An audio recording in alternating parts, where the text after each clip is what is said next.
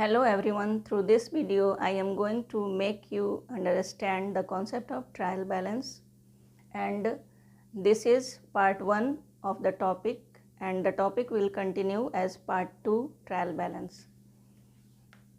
In today's discussion we will learn meaning and objective of trial balance, format of trial balance, methods of preparing trial balance. There are 3 methods of preparing trial balance: total or gross method, balance or net method, and mixed method. Then after, trial balance from given ledger balances. Then recasting of trial balance, and lastly treatment of closing stock. Now, meaning and objectives of trial balance. Trial balance is actually a summary of all ledger balances or totals, or mixed method we will study the total of all the ledgers and balance of all the ledgers in combined way in mixed method. First, meaning of trial balance. What is trial balance? Trial balance is actually a format in which all the summary of ledgers or balances of ledgers are recorded, and objectives. There are mainly 3 objectives of preparing trial balance. First is to check the arithmetical accuracy of the ledger accounts. Next is to ascertain or locate the errors while making ledger posting. And third is it helps in preparing final accounts, that is profit and loss account and balance sheet. तो इस video में हम लोग ये सारे aspects को पढ़ेंगे। Meaning and objectives हो गए। अब इसका फॉर्मेट, ट्रायल बैलेंस का फॉर्मेट क्या होता है, तो ये सिंपल फॉर्मेट है इसका। सबसे पहले नेम ऑफ द फर्म और कंपनी यहाँ मेंशन करते हैं। जिस भी company, firm, organisation, sole proprietorship, partnership, जिस भी बिजनेस का हमें ट्रायल बैलेंस बनाना हो उसका यहाँ पर नेम लिखेंगे सेंटर में। उसके नीचे लिखेंगे trial balance as on. It means किस डेट पर ये बन रहा है, एक पर्टिकुलर डेट यहाँ मेंशन करेंगे। Usually trial balance at the year end बनाया जाता है, लेकिन इसको हम मंथली, क्वार्टरली, हाफ ईयरली या एट द ईयर एंड भी बना सकते हैं, जैसा जब रिक्वायरमेंट हो चेक करने का, अर्थमेटिकल एरर चेक करना हो या फिर बैलेंसेज असर्टेन करना हो सारे लेजर अकाउंट का, तो ये बनाया जा सकता है। तो अपने ईज के हिसाब से इसे बीच में भी बना सकते हैं हम, और जनरली ये एट द ईयर एंड बनता है। तो चले फॉर्मेट देख लें। पहले पर्टिकुलर्स का कॉलम है जिसमें कि नेम ऑफ लेजर अकाउंट्स, या तो पर्टिकुलर्स लिखेंगे या नेम ऑफ लेजर अकाउंट्स लिखेंगे। LF ledger folio. अमाउंट, तो यहाँ debit amount and amount credit amount. और नेम ऑफ लेजर अकाउंट जैसे cash account, purchases account. Cash account का मैंने पहले प्रीवियस वीडियो में rule of debit and credit ये पढ़ा रखा है, और उसका लिंक इस वीडियो के डिस्क्रिप्शन बॉक्स में मिलेगा, तो आप वहाँ से चेकआउट भी कर सकते हैं। वहाँ से देख सकते हैं कि क्या था rule of debit and credit और कैसे डेबिट और क्रेडिट होता है। तो कैश अकाउंट का मैंने बता रखा था, हमेशा डेबिट बैलेंस होता है, और परचेजेज अकाउंट का भी डेबिट बैलेंस होता है। अगर यहाँ लिख दें सेल्स अकाउंट, तो सेल्स अकाउंट का हमेशा क्रेडिट बैलेंस होता है। तो इस तरह से लिखेंगे और जितने भी लेजर बुक में जितने भी लेजर्स के हेड मैंने खोल रखा है, वो सारे लेजर्स का बैलेंसिंग करने के बाद यहाँ पर फिगर डालते जाएंगे और लास्ट में ये डेबिट टोटल और क्रेडिट टोटल जो भी अमाउंट होगा वो लास्ट में यहाँ जोड़कर लिख दिया जाता है। तो ये तो हुआ फॉर्मेट में भी ये 3 मेथड्स हैं। ट्रायल बैलेंस प्रिपेयर करने के जो 3 मेथड्स हैं उसके हिसाब से फॉर्मेट, अगर ग्रॉस मेथड के हिसाब से we are preparing trial balance according to gross method और टोटल मेथड, देन इसमें क्या करेंगे, सिंपली जब हम लेजर अकाउंट खोलेंगे तो उसका बैलेंसिंग नहीं करते हैं। इट मीन्स बैलेंस CD और बैलेंस BD हम लोग नहीं करते हैं। सिंपली क्या करते हैं, जो डेबिट साइड और जो क्रेडिट साइड 2 साइड्स हैं, दोनों साइड्स के अमाउंट को हम ऐड कर देंगे। डेबिट साइड का अमाउंट डेबिट साइड के नीचे टोटल कर देंगे और क्रेडिट साइड का अमाउंट क्रेडिट साइड के नीचे टोटल कर देंगे। और वो टोटल अमाउंट जो है वो जैसे कैश अकाउंट तो कितना रिसीट और कितना पेमेंट हुआ है कैश अकाउंट के दोनों साइड्स में लिख देंगे, क्योंकि कैश अकाउंट्स के दोनों साइड में फिल किए जाते हैं। तो दोनों साइड, एक साइड का टोटल कितना है, दूसरे साइड का टोटल कितना है, या वो दोनों साइड यहाँ पर लिख देंगे। उसी तरह से और भी अकाउंट्स होते हैं जिनके बोथ साइड में एंट्री, बोथ साइड में टोटल होते हैं। जैसे परचेज अकाउंट, तो परचेज अकाउंट में से कुछ अगर परचेज रिटर्न हुआ तो एक तरफ तो परचेज अकाउंट का आएगा फिगर, कैश परचेज और क्रेडिट परचेज, उसका एक तरफ फिगर आएगा और एक तरफ रिटर्न का फिगर आएगा।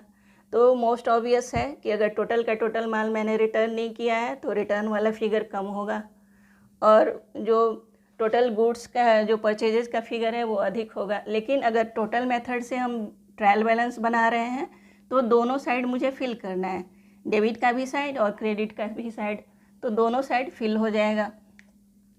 तो ये तो हुआ टोटल मेथड से हम ट्रायल बैलेंस कैसे बनाएंगे।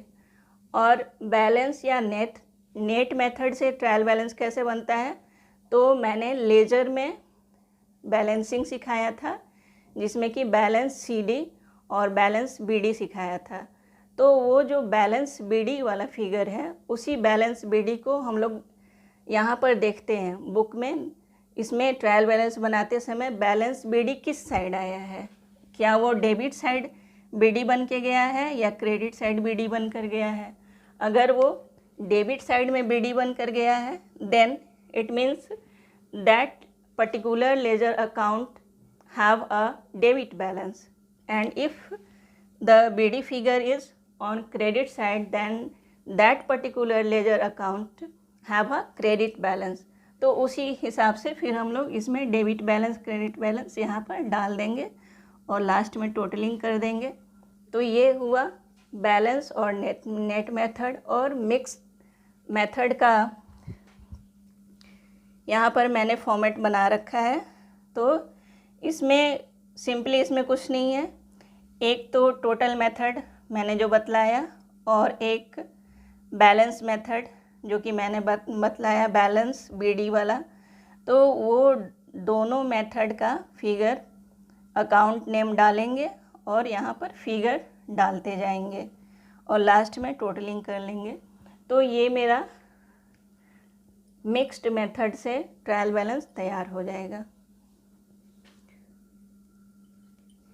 यहाँ तक तो फॉर्मेट और मेथड्स की बात हो गई।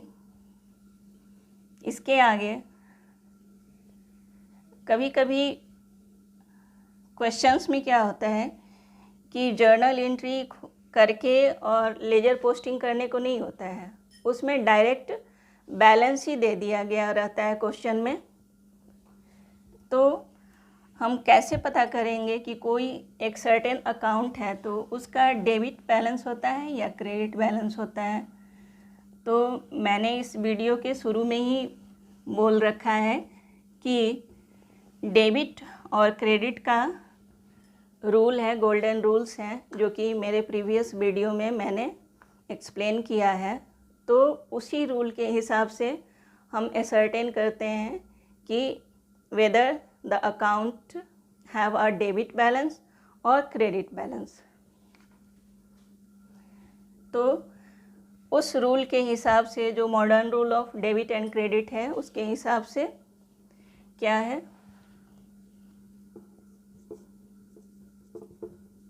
Debit balance and credit balance.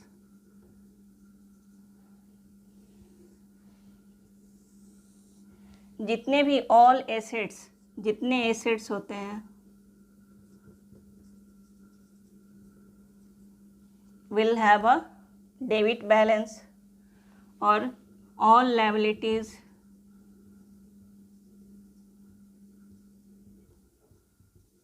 will have a credit balance। एक आइटम हम लोग पढ़ते हैं ड्राइंग्स, जो कि मैंने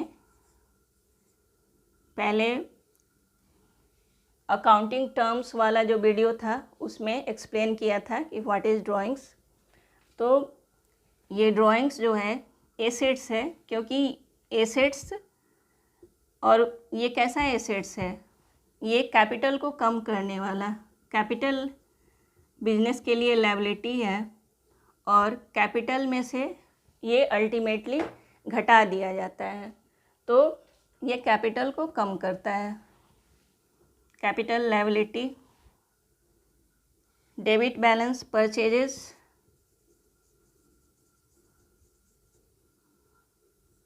परचेजेज अकाउंट का डेबिट बैलेंस होता है, और इसके रिवर्स अगर हम रिटर्न कर रहे हैं then purchases return.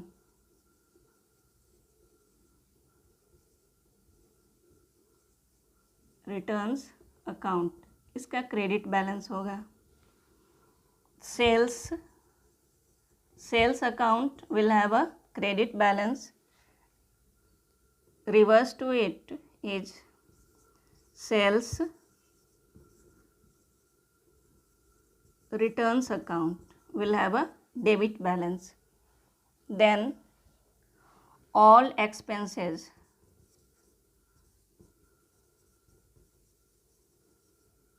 and losses will have a debit balance. Likewise, all on the reverse side, incomes and gains will have a credit balance. तो ये तो लिस्ट हो गया। ये लिस्ट स्टूडेंट्स को चाहिए कि हमेशा इस लिस्ट को याद रखें और इस पर प्रैक्टिस करें। जो भी आपके पास बुक अवेलेबल है, आपको करना क्या है, रूल को याद रखना है और उस पर प्रैक्टिस करना है, because practice makes a man perfect. तो प्रैक्टिस करेंगे। ऑल एसेट्स, तो एसेट्स में मैंने पढ़ा रखा है tangible and intangible assets. Tangible assets, land, building, machinery, furniture, these are tangible assets. Closing stock,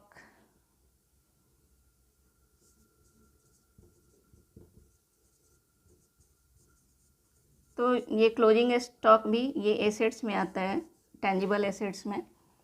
तो ये tangible assets. Intangible assets, copyright, patent, trademark, goodwill, these are intangible assets. तो सबका डेबिट बैलेंस होगा। ड्राइंग्स का भी debit balance होता है, और जब हम बैलेंस शीट बनाते हैं तो क्या करते हैं, कैपिटल का जो फिगर होता है, कैपिटल के फिगर में से उसको डिडक्ट कर देते हैं। इट मीन्स वो कैपिटल को कम कर देता है। परचेजेज अकाउंट, परचेजेज अकाउंट का डेबिट बैलेंस होता है। Sales return account, debit balance. Expense, किसी भी तरह का एक्सपेंस हुआ, carriage, cartage, postage, commission, discount, given, तो ये जितने भी एक्सपेंसेज होते हैं या फिर लॉस होते हैं, advertisement, loss by fire, loss by theft, ये जितने तरह के लॉस हुए वो सारे डेबिट बैलेंस में आएंगे।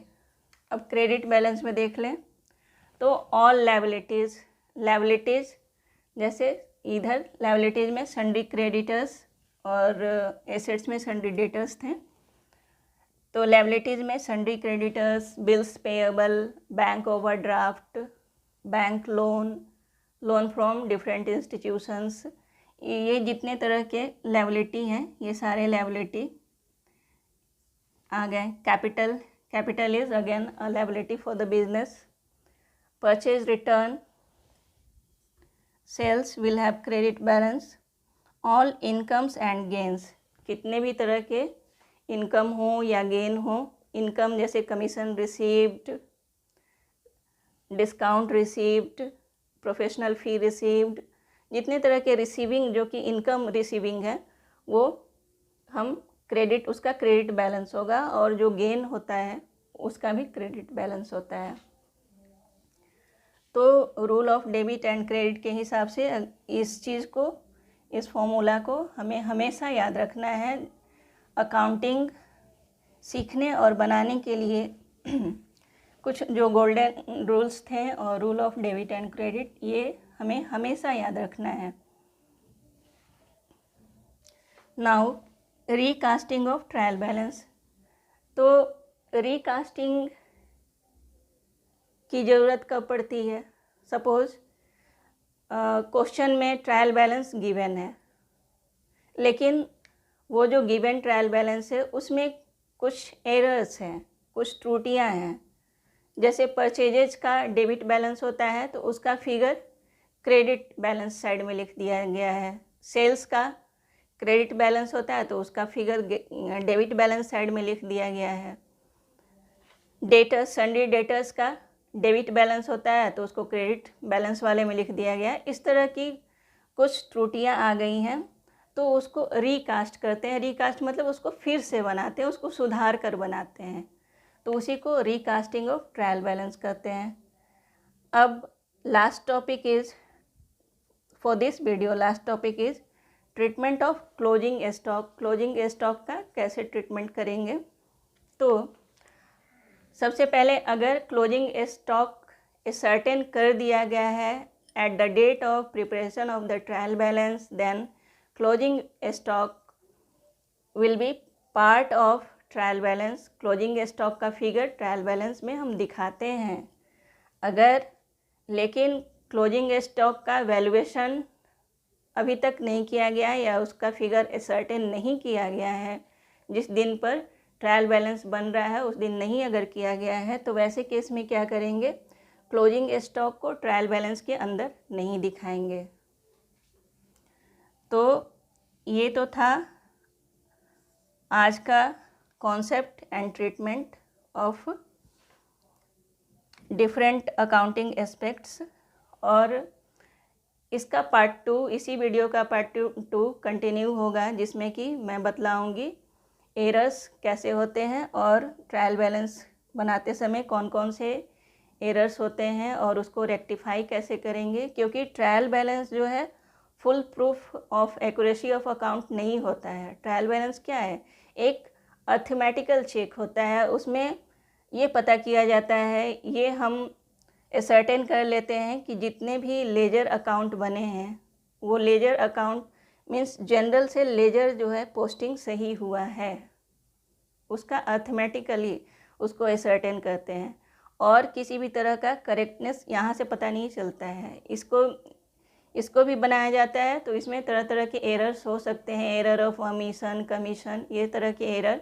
तो डिफरेंट टाइप ऑफ एरर्स का मैं अलग से, इसका नेक्स्ट वीडियो पार्ट 2 कंटिन्यू होगा, उसमें डिफरेंट टाइप ऑफ एरर्स मैं कवर करूँगी और उसको कैसे, हाउ वी रेक्टिफाई, इसको भी मैं बताऊँगी।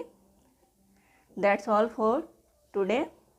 Till then watch my video, subscribe my channel commerce SBSE Dr. Archana. Till then, bye bye, keep learning.